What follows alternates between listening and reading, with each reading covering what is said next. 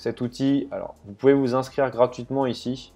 Je vous conseille parce que ça vous permet d'avoir plus de résultats. C'est gratuit, mais après il y a une version payante si vous vraiment voulez utiliser toutes les fonctionnalités de manière très poussée.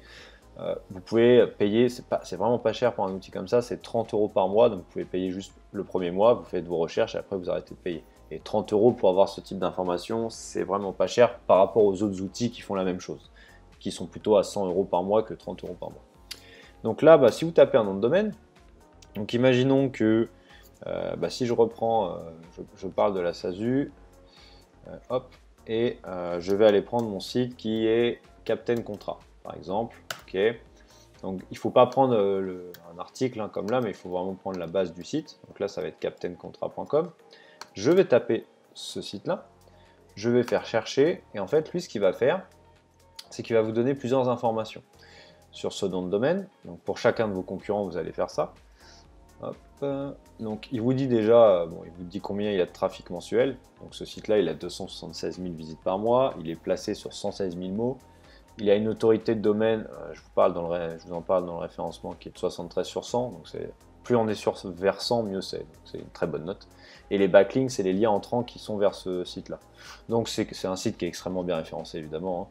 Mais en même temps, ça vous permet de vous montrer des exemples. Et vous voyez qu'ici, en fait, vous avez mots-clés SEO. Et ces mots-clés SEO, il vous dit, par exemple, il vous dit en fait quand est-ce que ce site ressort.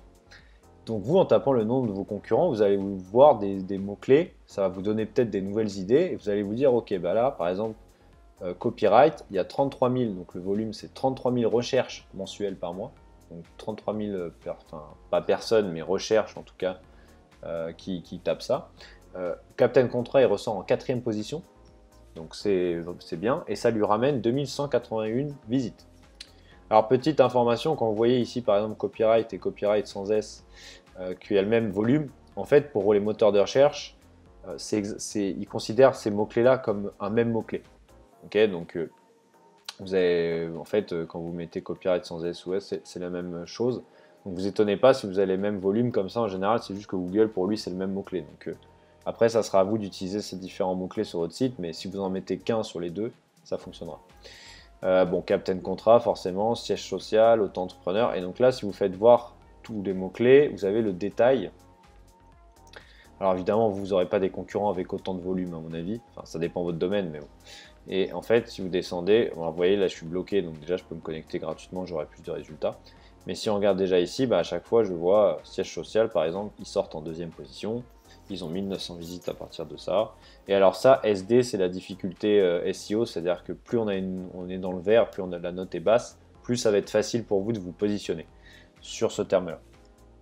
Si c'est plutôt orange, ça veut dire que c'est SAS, par exemple, vous voyez que c'est 56 sur 100, donc c'est énorme, c'est déjà beaucoup. Donc là, ce sera beaucoup plus compliqué de se positionner sur ce site-là. Et d'ailleurs, Captain Contrat, qui est un énorme site, vous voyez, ils n'arrivent que à être 7e, donc ça veut dire qu'il y a beaucoup de concurrence. Voilà, donc une fois que vous avez fait ça, vous notez les mots-clés qui vous intéressent. Vous pouvez tout de suite aussi noter le volume de recherche mensuel, parce que vous verrez que ça va nous servir après.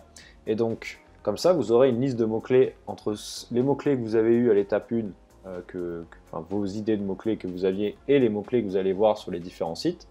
Et ça va vous permettre d'avoir une liste de mots-clés qui vous paraissent vraiment intéressantes.